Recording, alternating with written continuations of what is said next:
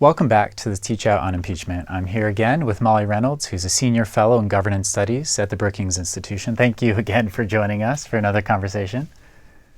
I'm glad to be here. So I wanted to jump back and take a historical look into impeachment here in the U.S. So we've had Johnson, Nixon, and Clinton, all former presidents that have gone through various degrees of this process. And I wanted to, toss a question to you to help us think through that decision to begin impeachment proceedings. How does it differ in those three cases, and what can we learn from that today?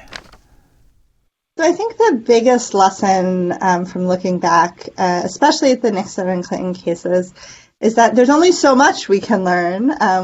We're dealing with a small number of examples. We're dealing in this moment with a political system that looks really different, certainly from 1973 and 1974, and really even from 1998 and 1999 with President Clinton. It's also the case that the elections in Congress in relation to the White House look different now than they did in either of those two 20th century episodes. So in both of those cases, the House and the Senate were controlled by the same party, and it was the party opposite the White House. In this case, we have a party we have one party that controls the House, and then a different party that has a majority in the Senate and holds the White House. So that partisan alignment looks different. But in terms of kind of the changes that we've seen in the political system that I think really make this case different, we just have much higher levels of political polarization in the United States now than we did, again, even in the late 90s. And that has consequences for kind of how members approach their jobs. It has consequences for how members feel like they should behave vis-a-vis their parties. We see now the president as not just this president, but the presidency in general as a central focus of the American political system and a real driver of Americans' attitudes towards politics. The other thing I'll say that limits our ability to kind of compare this case to other cases is to some degree, the nature of the material that we're talking about, the nature of what President Trump is alleged to have done, what others in the administration and connected to President Trump may have done. The material that we're talking about in this case, particularly in comparison to the Clinton case, has national security implications, which means that in a lot of situations it's harder for the public to learn maybe everything that it could possibly want to know about what happened, because there's a good justification for keeping some of the actual information behind closed doors. And so I think that between all of those things, we can learn certain lessons, but the ability to compare across the cases is a little bit limited.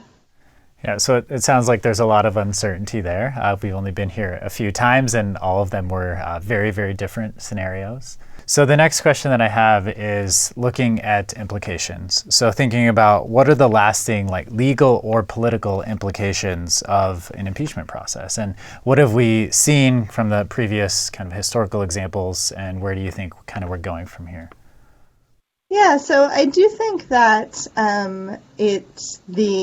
looking back again, mainly at the 20th century examples, is that one thing that presidential misconduct can do is it can affect Americans' faith in the political system, and then how the political system responds to that is an open question. So in the 1970s, we actually saw in that post-Watergate period, after President Nixon had been investigated and ultimately resigned, a real flurry of activity by Congress to try and reassert some of its own congressional power vis-a-vis the executive branch. So that's when we saw things like the creation of the modern congressional budget process, which gives Congress more power in relation to the president.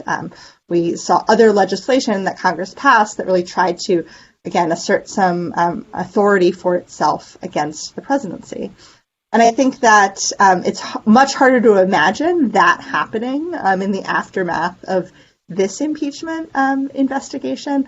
Just again, because of these changes we've seen in the political system over time, it's more difficult for the parties in Congress to come together on legislative compromises.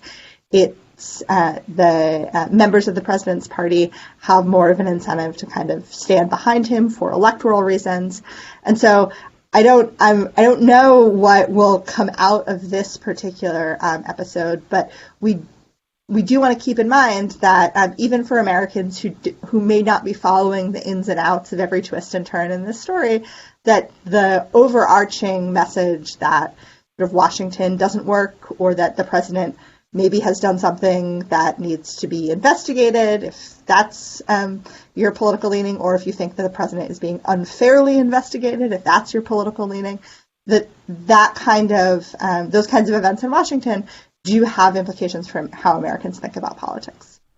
Yeah, it sounds like it's a pretty complex answer there, and we don't know exactly where we're going, but thank you for the historical look on previous cases here in the U.S. I'm happy to do it. Great, and thank you for joining us in this segment of the Teach Out. We look forward to continue the discussion about impeachment and the rest of the Teach Out.